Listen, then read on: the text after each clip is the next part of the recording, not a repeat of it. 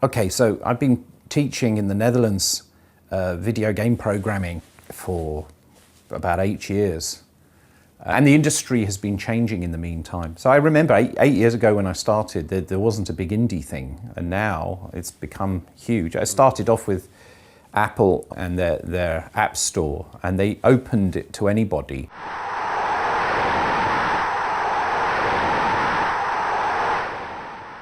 Then another thing was that I gave a talk at GDC in 2013, I think it was. I gave the retro post-mortem thing. They always have this session because it actually, you could say that's the point where I started to really deal with my past and what it meant to me.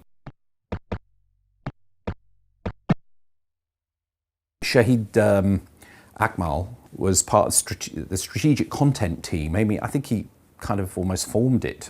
And he's done great work at getting Sony to help indies. He saw this video, tweeted a very nice comment about it.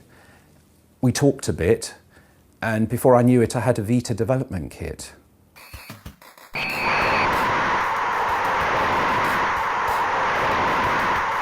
But I just kind of took that code base, I ported it over to the Vita, and then I was in contact with Abriel, and so we started to put this together.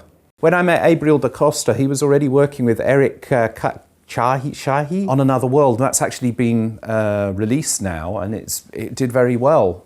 And there was a bit of an eye-opening moment actually at that point, because Eric was able to get the game made, got it to market, and you don't need to be top of the charts in indie to be able to make a living from it. And I'm going, now's the time, isn't it? I mean, it was, look, you know, teaching is great and all that, but I mean, I was born to make video games.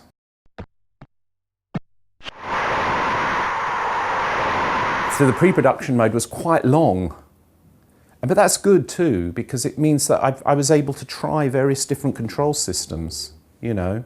And I was playing it on the Vita with the 2 thumbsticks, and for a long time that's the way I was planning the game.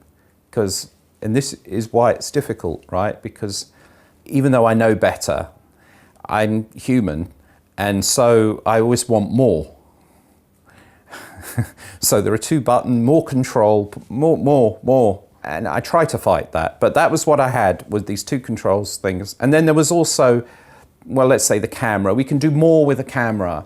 We can do more. So what happened was I started developing it that way, and then I went to the World Cup in Dublin, and I competed, and I didn't come last. Do you know how close it got?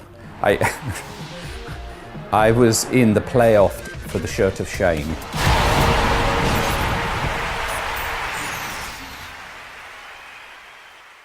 And when I was listening to the feedback people were giving, and also they were anticipating that something was happening and so on, and they'd say, make it only have 1 button.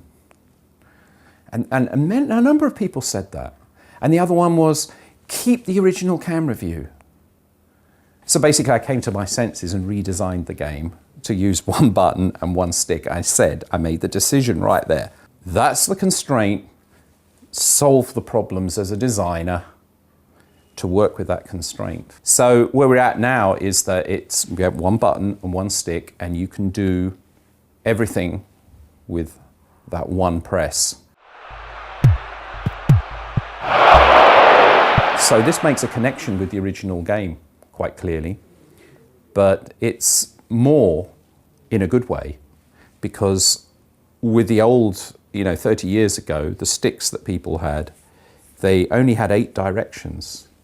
So that does make it a little difficult to aim.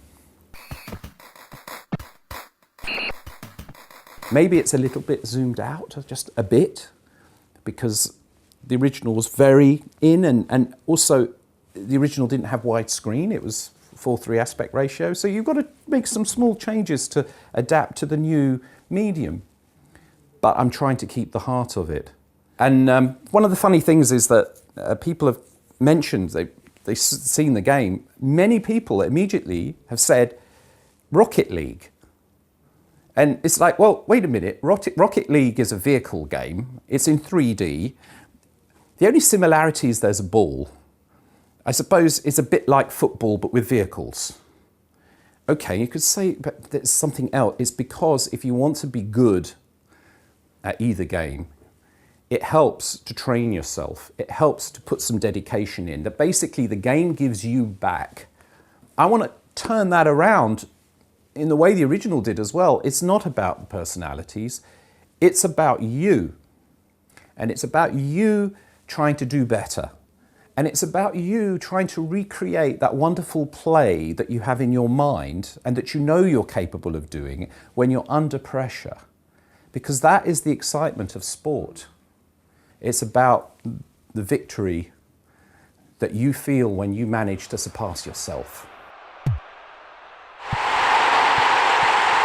The controls are quite simple on a certain level, but they're deep. That's what I've tried to go for, is a simplicity that's deep, so that hopefully you never really fully explore the whole potential.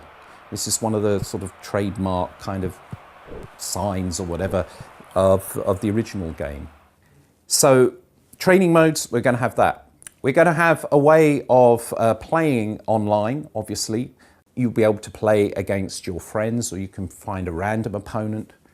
And the most important feature with this is a ranking system, so that you can have an idea of where you are relative to other people. We're going to have a kind of global ranking, or we have a global ranking system, but it's probably more important is the one amongst your friends, isn't it? And of course, local PvP as well.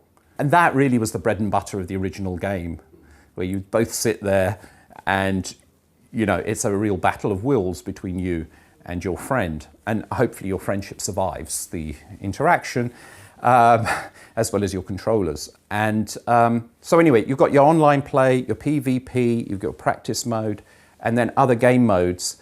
And we're intending to have free DLC to sort of expand on the game over time after the release, the initial release of it. So the question here is, why am I making this game? And is it just because I'm making another football game, or is there a bigger message? And I always like there to be a bigger message because it helps fuel my motivation. The bigger message here is there is a thing about video games. They came from roots that were the arcade machines, coin-op arcade machines, where it was about skill, where it was about trying to better yourself, where it was raising your standard, raising your abilities. This was lost, in my opinion, when indie got shut out from the industry. And it's beginning to come back. Certainly indie is back. When I look at a lot of indie games, I'm not seeing a connection to that. And it's that thing that inspired me to make video games in the first place. I want to see a revival of that kind of game.